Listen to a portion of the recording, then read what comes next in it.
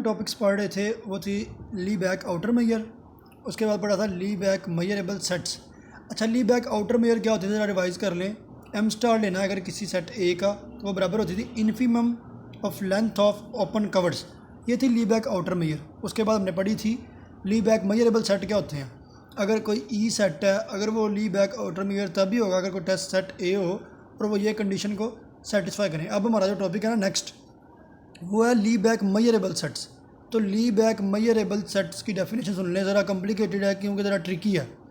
ऐसे सेट्स इसको सेटिस्फाई ऐसे सेट करते हैं जो ली बैक मेजरेबल सेट्स हों, यानी कि ई उठाने हैं, इसमें से ई उठाने हैं ली बैक मेजरेबल सेट्स के। तो वो ली बैक मेजर कब बनाते हैं, ये वाले सेट ई ली बैक मेजर कब बनाते हैं, जब उनकी ली बैक मेजर और ली बैक आउटर मेजर बराबर हो जाए। ये मैंने लिखा हुआ है कि ऐसे ई लेने हैं, E belongs to Lebesgue measurable set, ऐसे ई लेने हैं उनके लिए एम स्टार और एम क्या हो जाए बराबर, यानी कि नई डेफिनेशन ली बैक मेजर सादा एम और पुरानी definition Lebesgue outer measure M star, ये दोनों बराबर हो जाएं। लेकिन किन सेट्स के लिए, ली बैक मेजरेबल वाले सेट उठाने हैं, तो उनके लिए अगर ये दो डेफिनेशन बराबर हो जैसे हम कहते हैं ली बैक मेजर, ये डेफिनेशन थी ली बैक मेजर की। अब इसके रिलेटेड हमारे पास क्वेश्चन है। अब डेफिनेशन आपकी क्लियर होगी ली बैक मेजर की। इसके बाद है complete measure space. Complete measurable space कौन सी होती है, अब मेजर स्पेस अगर हमारे पास एक स्पेस हो, एक सेट हो, ए उसके सबसेट्स का सेट और म्यू कोई फंक्शन हो इस सेट टू बी, उसको हम कंप्लीट कहेंगे। कब कंप्लीट कहेंगे, अगर उसका सबसेट उठाएं, कोई सबसेट, अगर ए है ना स्टाइलिश ए में से और उसका कोई सबसेट बी उठाएं तो बी भी बिलोंग कर जाएगा किसको, स्टाइलिश, यानी कोई सेट ए हो उसका कोई भी सबसेट बी, वो भी उसी सेट स्टाइलिश ए को बिलोंग कर जाएगा। लेकिन एक कंडीशन है कि उस ए के अगर हम म्यू अप्लाई करें तो आंसर क्या आना चाहिए, जीरो आना चाहिए। इसे हम कहते हैं कंप्लीट मेजरेबल स्पेस। दो डेफिनेशन हमने नहीं पढ़ी, ली बैक मेजर और कंप्लीट मेजर स्पेस। ली बैक मेजर क्या होती है कि हमने मेजरेबल सेट्स में से ऐसे सेट उठाने हैं जिनके लिए आउटर मेजर और ली बैक मेजर क्या हो जाए बराबर हो जाए, यानी कि एम और एम स्टार में कोई फ़र्क ना रहे। और कंप्लीट मेजर क्या होती है, अगर हम कोई एक सेट लें उसका सबसेट भी अगर क्या करता हो उसी सेट स्टाइलिश को बिलोंग करता हो, इसे हम कहते हैं कंप्लीट मेजर। लेकिन एक कंडीशन है कि उसके ऊपर म्यू अप्लाई करें तो आंसर क्या आना चाहिए, जीरो होना चाहिए। आइए एग्जांपल नंबर 3.4 हम स्टार्ट करते हैं। The Lebesgue measure space R M M is complete. हमें एक ली बैक मेजर स्पेस दी हुई है आर एम और एम, हमने क्या प्रूव करना है, वो क्या है कंप्लीट। कंप्लीट की डेफिनेशन अभी पढ़ के आए थे कि उसका सबसेट भी क्या करे उसमें बिलोंग कर जाए। Let A belongs to M, हमने एक सेट एलिमेंट ले लिया ए इस मेजर स्पेस में से। अगर ए ली बैक मेजर स्पेस में से है तो ली बैक मेजर तो कहती है कि मेरे अंदर एम और एम स्टार में कोई फ़र्क ही नहीं, तो फिर M of A M star of A बराबर किसके हो जाएगा, जीरो के। हमने प्रूव करना कंप्लीट। कंप्लीट के लिए कंडीशन लेते हैं कि ज़ीरो हो जाए, तो हमने कह दिया कि वो एम स्टार ऑफ ए या एम ऑफ ए, क्योंकि अब सेम है, वो किसके बराबर है, ज़ीरो के। और बी सबसेट ले लिया किसका, ए का। अगर बी सबसेट है ए का तो हमारे पास आउटर मेजर कहती है कि जब एक सेट सबसेट हो और एक सुपर सेट हो, इसकी आउटर मेजर एम स्टार इसके आउटर मेजर से कम होगी, यानी कि M star of B is less than equal to M star of A. अब या इसके बराबर है या इससे क्या है कम है, यानी कि एम स्टार ऑफ बी या जीरो से कम है या जीरो के बराबर है, क्योंकि आउटर मेजर ली बैक मेजर हर किस्म की मेजर जीरो के कम यानी कि नेगेटिव नहीं होती। तो फिर ये एक ही ऑप्शन है कि किसके बराबर हो जाएगा, जीरो के बराबर हो जाएगा। एम स्टार बी किसके बराबर हो जाएगा, जीरो के। अभी हम पढ़ के आए थे कंप्लीट मेजर स्पेस में हर वो सेट आ जाता है जिसका फंक्शन लगाएं तो आंसर क्या आना चाहिए, जीरो। तो अब अगर एम स्टार लगाया इसके ऊपर उसका आंसर क्या आ गया, जीरो का, तो फिर ये भी किस में चले जाएगा, इसी के अंदर चले जाएगा जो हमारे पास कंप्लीट प्रूव हो जाएगा। बी हमारे पास मेजरेबल सेट हो जाएगा तो ये क्या प्रूव हो जाएगा, कंप्लीट प्रूव हो जाएगा। आगे हमारे पास दूसरा पॉइंट है the counting measure is also complete measure. अब काउंटिंग कौन सी होती है पता नहीं, इसका प्रूव भी नहीं है इधर, तो इसको पता आपने ये एमसीक्यूज़ के लिए याद रखना है। दी काउंटिंग मेजर भी क्या होती है, हमेशा कंप्लीट होती है। नेक्स्ट थर्ड पार्ट है हमारे पास the measure space X power set और म्यू, ये भी हमारे पास क्या है, कंप्लीट। अभी पीछे पढ़ के आए हैं कि सारे मेजरेबल सेट्स होने चाहिए और कोई भी सबसेट उठाएं तो वो भी सेंटर वाले सेट में अगर चला जाए तो वो हमारे पास प्रूव होती है कंप्लीट। अब ऑब्वियस बात है कि मेजर स्पेस गिवन है, हर सेट मेजरेबल तो है, वो तो टेंशन ही ख़त्म होगी। दूसरी बात क्या थी, इसमें से कोई सबसेट उठाएं एक्स का तो सेंटर में क्या पड़ा हुआ है, पावर सेट पड़ा हुआ है। पावर सेट के अंदर सारे सबसेट होते हैं, तो आप कोई भी उठाने में उसके अंदर बिलोंग भी कर जाना है। तो इसको आपने उन्होंने बुक पे नोट्स पे लिखा भी नहीं हुआ, मैंने फिर भी थ्योरेटिकल एक लाइन लिख दी है कि कोई भी सबसेट आप उठा लें तो वो पी एक्स में जाना ही जाना है। ये भी हमारे पास कंप्लीट प्रूव होगी। नेक्स्ट फोर्थ पार्ट है the measure space X stylish A mu where X contains more than one point. X के अंदर एक से ज़्यादा पॉइंट है और स्टाइलिश ए में सिर्फ दो ही एलिमेंट है, या फाई या X. And mu is zero measure, और म्यू इस तरह है कि अगर वो किसी पर अप्लाई हो तो आंसर क्या देती है, जीरो। हमने प्रूव करना है ये कंप्लीट नहीं होनी चाहिए। अब ये वाला चौथा पार्ट हमने प्रूव करना है ये कंप्लीट अब हमने एक एलिमेंट उठा लिया है एक्स जो कि इसमें से है स्टाइलिश में से, क्योंकि ज़ीरो गिवन है मैयर तो इसके ऊपर म्यू अप्लाई करेंगे ना एक्स के ऊपर, तो आंसर क्या आ जाना ज़ीरो। लेट अब ई एक सबसेट उठा लिया किसका, एक्स का। अगर ई सबसेट एक्स का तो जो फंक्शन इस सेट फंक्शन इसके अप्लाई होगा वो लेस होगा इसके सेट फंक्शन कि mu of E less then हो जाएगा किससे, म्यू ऑफ एक्स से। जबकि म्यू ऑफ एक्स को भी हम क्या चलेंगे इसके बराबर है ज़ीरो के, मतलब mu of E less than equal to किसके है, ज़ीरो के, क्योंकि ये नॉन नेगेटिव है, ये नेगेटिव तो हो नहीं सकता, तो फिर म्यू ऑफ ई किसके बराबर हो जाएगा, ज़ीरो, क्योंकि नेगेटिव तो जा ही नहीं सकता, तो म्यू ऑफ ई बराबर हो जाएगा ज़ीरो के। बट क्लियरली अगर ये चीज़ हो, अभी पढ़ के आए थे कंप्लीट मैयर वो होती है जिसका अगर म्यू ज़ीरो आ जाए तो वो भी उसी सेट में बिलोंग कर जाता है। अब म्यू ऑफ ई बराबर ज़ीरो है, ये बात कहती है कि ई को जाना चाहिए किसमें, स्टाइलिश ए में, लेकिन हमारा क्वेश्चन कहता है स्टाइलिश ए में सिर्फ फाई और एक्स हैं सिर्फ, तो मतलब ई तो उसमें जा ही नहीं सकता। तो अगर अब कंट्राडिक्शन आ गया तो फिर हम जो लेके चले हैं वो गलत है, यानी कि कंप्लीट सेट, ये कंप्लीट स्पेस नहीं है। नेक्स्ट थ्योरम हमारे पास, let E N be a sequence of measurable sets. एक बात कन्फर्म है कि सारे मेजरेबल सेट्स तो गिवन है। If E N is a decreasing sequence, अगर हमारे पास ई एन क्या हो जाए, डिक्रीजिंग सीक्वेंस हो जाए, और ये भी उन्होंने लिखा हुआ है कि m of E n less than infinite होनी चाहिए, मस्ट, ये क्वेश्चन के आने में पता लगेगा। ई एन हमारे पास क्या है, डिक्रीजिंग सीक्वेंस है मेजरेबल सेट्स हैं और एक डिक्रीजिंग सीक्वेंस है। तो आपने प्रूव करना है कि इंटरसेक्शन, अगर आप मेजर ले लें इंटरसेक्शन ऑफ आई का तो वो बराबर होता है लिमिट अप्लाई कर लें एम ऑफ ई एन, यानी कि हर एक पे आप अप्लाई करके उसकी लिमिट ले लें इन्फिनिट तक, या सब की इंटरसेक्शन लेके मेजर ले लें, ये दोनों क्या आनी चाहिए, बराबर आनी चाहिए। ये लास्ट में उन्होंने मेंशन भी कर दिया कि m of E one less than infinite must आपने क्वेश्चन तक एंड तक शो कहीं ना कहीं करनी है। तो अब इसको शुरू कर लेते हैं क्वेश्चन को। सबसे पहले आप देखें यहाँ पे हमें चाहिए इंटरसेक्शन ऑफ ई, इधर तो सिंपल ही है ना, इधर चाहिए इंटरसेक्शन ऑफ ई, यानी कि इंटरसेक्शन ऑफ ई इसको हमने इसके बराबर प्रूव करना। तो इंटरसेक्शन ऑफ ई हमारे पास नई टर्म है, इसका एक नाम दे लें, मैंने इसको नाम दे लिया ई, इंटरसेक्शन ऑफ ई को क्या नाम दे लिया, ई, और इसके बाद मैंने एफ बना लिया ई आई माइनस ई आई प्लस वन।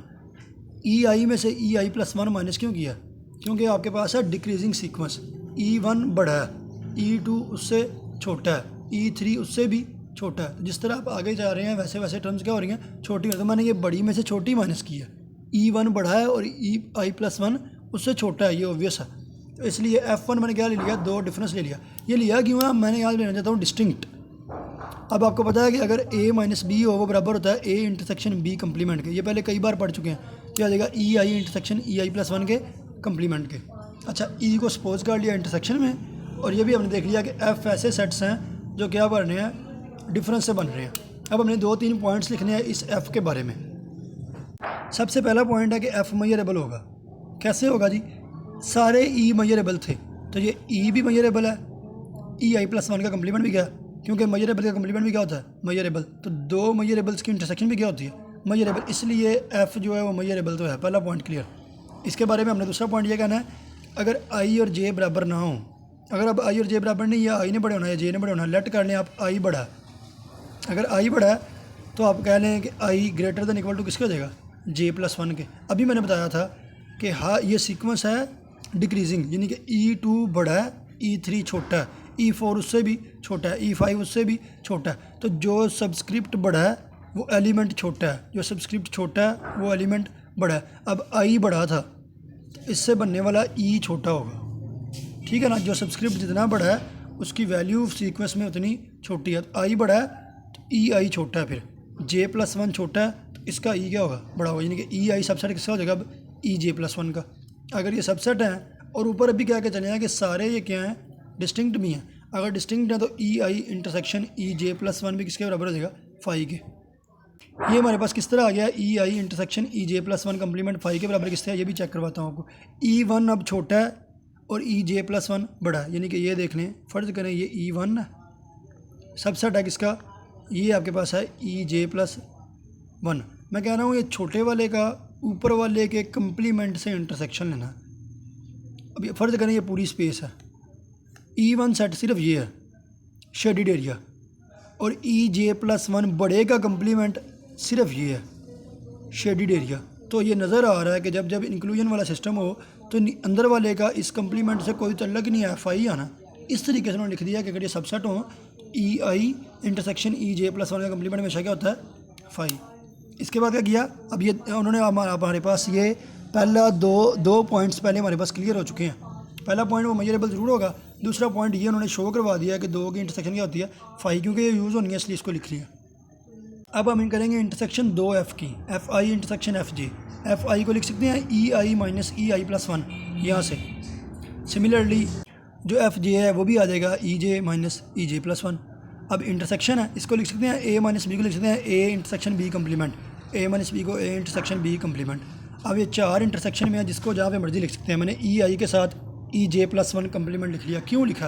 क्योंकि मैंने कहा था ये इसलिए फाइंड किया हुआ है, ये फाई के बराबर है, मुझे पता था, तो इनको इकट्ठा कर लिया। अगर इनको इकट्ठा करेंगे तो ये किसके बराबर है? फाई के।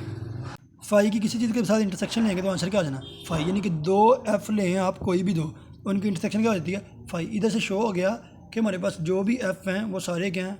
डिस्टिंक्ट हैं। दो डिफरेंट एफ़ हमेशा क्या हैं? डिस्टिंक्ट हैं। एफ़ डिस्टिंक्ट भी हो गए और हमने ये भी प्रूव कर लिया कि वो सारे क्या हैं? मेजरेबल भी हैं। अब आ जाए थर्ड पॉइंट की तरफ। थर्ड पॉइंट है, आपने ई वन माइनस ई को बराबर प्रूव करना है यूनियन ऑफ एफ़ के। अब बराबर प्रूव करने का एक ही तरीका, आप इसमें से एलिमेंट ले लें, अगर वो इसमें चले गया फिर इसमें से एलिमेंट ले लें, अगर वो इसमें चलेगा तो ये क्या बस में क्या बराबर प्रूव हो जाएंगे। ये हमने प्रूव करना है। तो अब हम इसको डबल इम्प्लाइज करेंगे, यानी कि एक ही साइड लेंगे और दूसरी समझे खुद ब खुद होती रहेगी। मैंने एक एलिमेंट ले लिया ई वन माइनस ई में से। अगर एलिमेंट है ई वन माइनस ई में से, मतलब एलिमेंट ई वन में है और एलिमेंट ई में नहीं है। माइनस का मतलब ये होता है कि पहले सेट में है दूसरे में नहीं है। अगर एलिमेंट ई वन में है और ई में नहीं है, ई क्या था? ई था इंटरसेक्शन, सारे ईज़ का इंटरसेक्शन। अब ये एलिमेंट ई वन में है और ई में नहीं है, यानी कि इंटरसेक्शन में नहीं है। फ़र्ज़ करें ये था हमारे पास ई वन, फिर आ गया E two, E three, E four, इस तरह। अगर एलिमेंट ई वन में है, इसमें है ई वन आ गया बड़ा सेट क्योंकि डिक्रीजिंग सीक्वेंस है ना, उसके अंदर आ जाएगा ई टू छोटा, ई थ्री उससे छोटा, ई फोर। अब वो कह रहे हैं वो एलिमेंट ई वन बाहर वाले सेट में है लेकिन इंटरसेक्शन में नहीं है। अगर एलिमेंट बाहर वाले सेट में है और इंटरसेक्शन में नहीं है, इंटरसेक्शन में वो एलिमेंट नहीं आ रहा। अब इंटरसेक्शन में वो एलिमेंट होते हैं जो सब में होते हैं। अगर वो इंटरसेक्शन में है तो मतलब वो नहीं है, तो मतलब सब में नहीं है। किसी एक में हो भी सकता है लेकिन सब में नहीं है। एक्स बिलोंग करता है ई वन को और एक्स इंटरसेक्शन में नहीं है।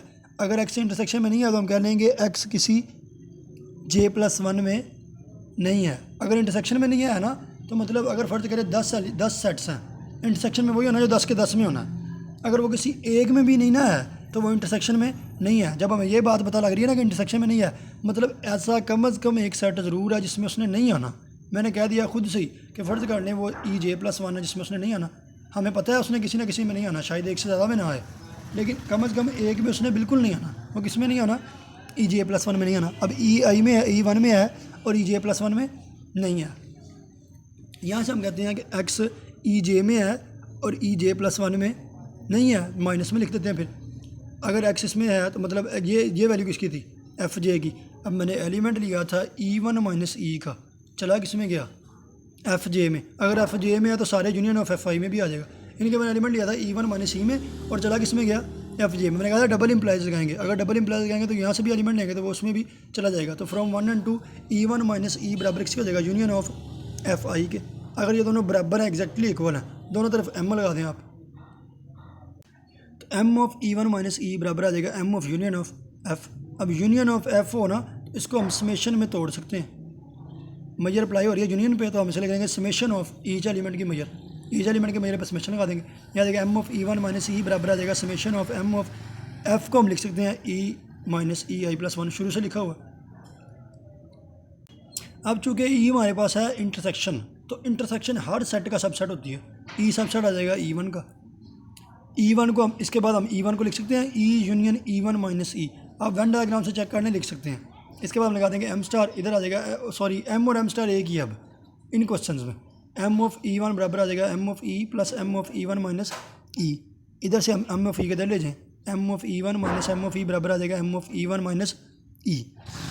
यहाँ से हमारे पास एक रिजल्ट आ गया जो यूज़ होना है कि अगर ई सबसेट हो और ई वन सुपर सेट हो तो M of super set minus M of subset बराबर होती है m of super set minus subset के। सिमिलरली ये सुपर सेट है, ये सबसेट है, m of super set minus M of subset बराबर आ जाएगा M of super set minus subset. ये इसलिए किया था काम ताकि ये भी आप लिख सकें। अब क्या करेंगे? अब आप आ जाएँ क्वेश्चन नंबर 1 पे वापस। M of E one minus E बराबर किसके साथ? Summation of E I minus E I plus one. अब M of E one minus E को क्या यहाँ से लिख सकता हूँ मैं, इसके बराबर है, तो ये वैल्यू उठा के यहाँ पे रख दी। इसके बाद m of E I minus E I plus one, इसकी वैल्यू क्या? इसकी वैल्यू ये भी उठा के कहाँ रख ली? यहाँ पे रख ली। अच्छा, अब ये वैल्यूज़ रखने के बाद इधर अब वैल्यू है समेशन 1 से लेकर इन्फिनिट तक ना, तो अगर समेशन हो ना, अगर हम लिमिट लगा दें, लिमिट आ गई n से इन्फिनिट तक और समेशन की वैल्यू आ गई 1 से लेकर n तक, इस तरह कन्वर्जन हो सकती है। अगर समेशन की वैल्यू हो ना 1 से इन्फिनिट, आप लिमिट लगा दें n से इन्फिनिट और समेशन को ले आए 1 से n तक। जब समेशन को 1 से n तक ले आए, अब मैंने समेशन ओपन किया सिर्फ अंदर, समेशन ओपन करेंगे दूसरी टर्म तीसरी से कट जाएगी, तीसरी चौथी से चौथी पाँचवीं, सिर्फ पहली और आखिरी टर्म बचेगी। अब पहली टर्म हमारे पास क्या थी, m ऑफ e1 और आखिरी टर्म क्या थी, m ऑफ en+1। जब लिमिट अप्लाई होगी तो कांस्टेंट पे लिमिट असर नहीं करती, इधर भी m of e1 minus m of e है, इधर भी m of e1 minus m of en+1 है। m of e1 m of e1 से कट जाएगी और ये इसके बराबर आ जाएगी। अब m ऑफ e1 कट गई है, कटने का मतलब होता है हमेशा वो चीज़ कटती है जो इन्फिनिट ना हो। मैंने सवाल के शुरू में कहा था कि उन्होंने ज़रूर कहा होगा कि आपने एंड पे शो करना है कि m ऑफ e1 इन्फिनिट से कम है, तो ये कटी इसलिए है क्योंकि ये इन्फिनिट से कम है। जब m ऑफ e1 कट देंगे, m ऑफ e बराबर आ जाएगा limit n approaches to infinite m of en+1। जब ये n+1 के लिए ट्रू है तो ये n के लिए भी ट्रू है। e हमारे पास क्या थी, इंटरसेक्शन, तो मतलब आउटर मैयर ऑफ इंटरसेक्शन बराबर होती है limit Maihar of each element. तो यही तो हमने प्रूव करना था। इधर देखें, मैयर ऑफ इंटरसेक्शन बराबर होती है measure of limit of measure of each element, यही हमने प्रूव करना था। नेक्स्ट प्रोपोजिशन है 3.7, if e1 and e2 are measurable sets then m of e1 union e2 plus m of e1 intersection e2 बराबर होती है m of e1 plus m of e2। अच्छा, अब हमें दोनों मेजरेबल सेट्स गिवन है। Measurable sets वो होते थे, ये लिखी हुई है डेफिनेशन, जिसमें हमारे पास m star of A intersection E plus m star of A intersection E complement कोई डेफिनेशन को सेटिस्फाई करें, जहाँ पे ए क्या होता है, टेस्ट सेट होता है। अब हमें गिवन है क्वेश्चन में कि e1 भी मेजरेबल है और e2 भी मेजरेबल है। अगर e1 मेजरेबल है तो वो भी इस डेफिनेशन को सेटिस्फाई करेगा, ऑब्वियस बात है। अब ए यहाँ पे टेस्ट सेट है, ए यहाँ पे कोई भी सेट हो सकता है। अगर ए टेस्ट सेट है तो ए कुछ भी हो सकता है। मैंने ए को e2 पुट कर लिया, कोई इशू नहीं, ए की जगह पे e2 आ जाएगा, ए की जगह पे e2 आ जाएगा, ए की जगह पे e2 आ जाएगा। इसको आप कहने क्वेश्चन नंबर 1। अब यही काम आपने करना है रिपीट e2 के लिए। जिस तरह e1 मेजरेबल था, e2 भी तो मेजरेबल है ना, e2 को भी हम इस शक्ल में लिख सकते हैं। इसमें भी ए क्या टेस्ट सेट कुछ भी हो सकता है, तो हम टेस्ट सेट को ए लिख लेते हैं। इसमें भी हमने ए लिख लिया, इसको कहते हैं क्वेश्चन नंबर 2। इसके बाद आपने क्वेश्चन नंबर 1 और क्वेश्चन नंबर 2 को ऐड कर देना। ये होगी क्वेश्चन नंबर 1 और क्वेश्चन नंबर 2, क्योंकि क्वेश्चन में ये चीज़ रिक्वायर्ड है, बराबर आ गई है सब के, हमें ये तो नहीं चाहिए क्वेश्चन में। अब क्या करेंगे, अब हमें पता है आगे से हमने लिखना है, we know that e1 union e2 बराबर होता है e1 minus e2 union e2 minus e1 union e1 intersection e2, ये बराबर होता है, रिजल्ट है। अब अगर ये बराबर है, हम इसको लिख सकते हैं a माइनस बी को लिख सकते हैं a intersection b complement, a minus B आ जाएगा a इंटरसेक्शन b कंप्लीमेंट। ये तो पहले इंटरसेक्शन, यानी कि हर चीज़ को हम इंटरसेक्शन और यूनियन में ले हैं, कोई भी चीज़ डिफरेंस में नहीं रहने दी, हर चीज़ इंटरसेक्शन और यूनियन में आ चुकी है। इसके बाद अगर हम m अप्लाई करें इधर, तो आ जाएगी m of this plus m of this plus m of this similarly. अब इसको हमने सबको पुट कर देना है क्वेश्चन नंबर 3 में। जब आप पुट करेंगे तो आपके पास रिजल्ट आ जाएगा m of e1 plus m of e2 बराबर होता है m of e1 intersection e2 plus m of e1 union e2।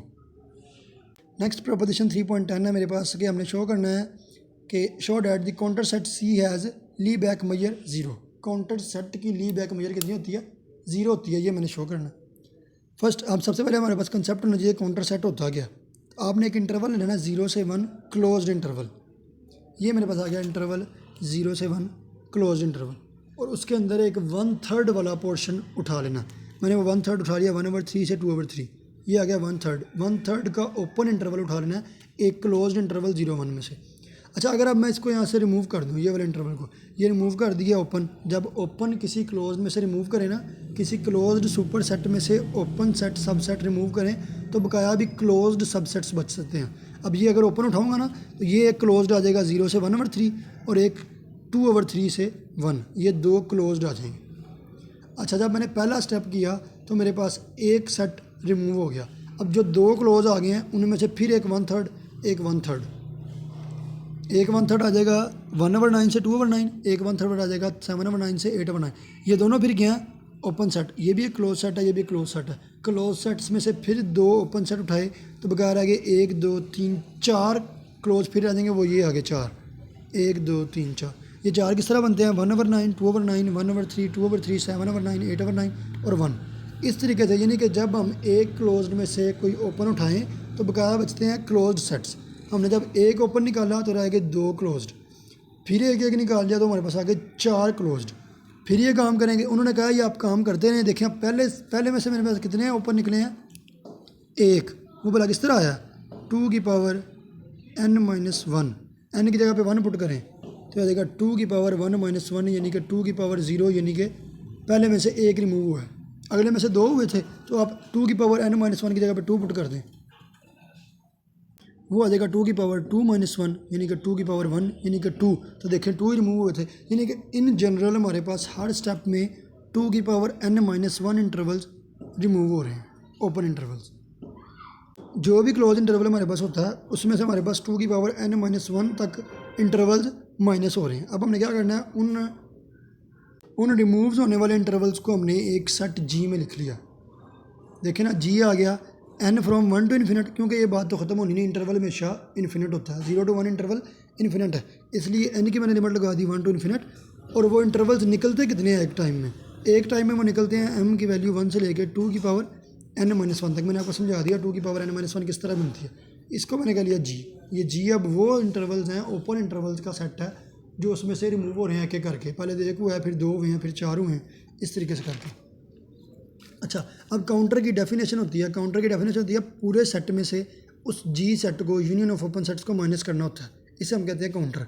तो फिर काउंटर सी हमारे पास आ जाएगा, पूरे सेट में से हम जी को क्या कर दें। अच्छा, अब काउंटर की डेफिनेशन कहती है कि पूरे सेट में से इस जी सेट को क्या कर दें, माइनस कर दें। अब मैं जी की मेजर निकालना चाहता हूँ, जी की मेजर किस तरह निकलेगी, हमें यही चाहिए ना, सी की मेजर निकालने के लिए इसकी मेजर माइनस इसकी मेजर चाहिए। तो हमें इसकी मेजर हमें चाहिए, इसकी मेजर हमें ज़ुबानी पता है, इंटरवल की मेजर होती है उसकी लेंथ, उसकी लेंथ 1 है। हमें चाहिए सिर्फ जी की मेजर, वो मुझे अब चाहिए, वो मैं नहीं पता। जी की मेजर आ जाएगी मेजर ऑफ जो जी की वैल्यू अंदर पुट कर दी।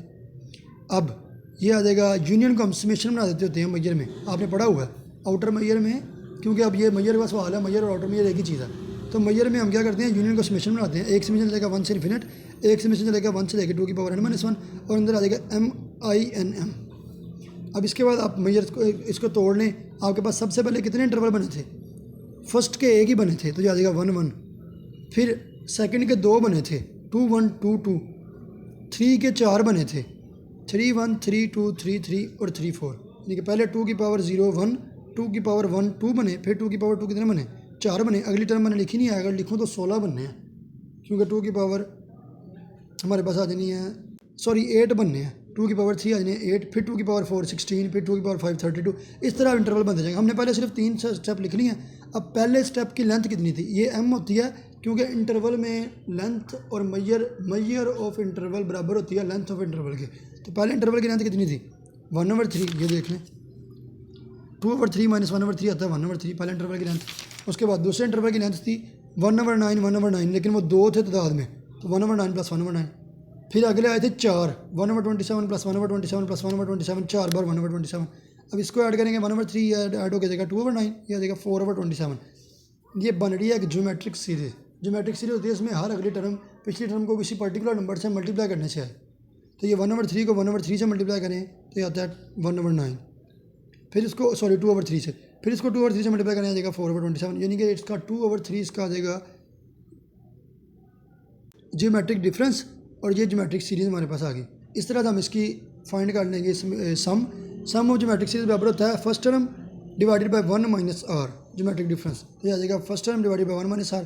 जब उसको हम माइनस करेंगे तो आंसर क्या आ गया, 1, यानी कि ली बैक मैयर जी की कितनी आ गई, 1। मैंने कहा हमने ली बैक मैयर फाइंड करनी है सी की, जी की क्यों करते जा रहे हैं, क्योंकि सी बराबर होता है 0 1 - जी, इसकी मैयर माइनस इसकी मैयर बराबर होती है सी की मैयर। अब ये तो इंटरवल है, इंटरवल की मैयर होती है उसकी लेंथ, इसकी लेंथ 1 है, इसका आंसर तो 1 है, इसका भी आंसर क्या आ चुका है, 1 आ चुका है। अभी मैंने आपको ये सारा प्रोसेस करके दिखाया, क्या आंसर आ गया, 1 आ गया। तो इसकी मैयर माइनस इसकी मैयर यानी कि 1 - 1, तो सी की मैयर क्या आ जाएगी, 0। अब ज़रा क्वेश्चन देखिए, आपको यही कहा हुआ था कि काउंटर सेट की मैयर आपने क्या प्रूव करनी है, 0 प्रूव करनी है। तो ये हमारे पास इस तरह से काउंटर सेट बनता है। ओपन सेट्स को माइनस करने से बकाया क्लोज्ड बच जाते हैं। ओपन की यूनियन को हमने जी का लेना है। काउंटर सेट होता है पूरे सेट में से उस यूनियन वाले सेट्स को माइनस कर देना। जब माइनस कर दिया, हमें सी की मैयर चाहिए थी, इसकी मैयर हमें ज़ुबानी पता है, इंटरवल की मैयर उसकी लेंथ होती है, इसकी रहती थी सिर्फ, इसकी हमने एक प्रोसेस करके निकाल लिया, उसके पैचेस बना के इंटरवल बना के हमने इसकी मैयर निकाली, वो भी 1 होती है। तो 1 - 1 हमारे पास 0 आ गया, और यही हमने प्रूव भी 0 करना था। तो ये हमारे पास काउंटर सेट की मैयर प्रूव हमारे पास 0 हो गई।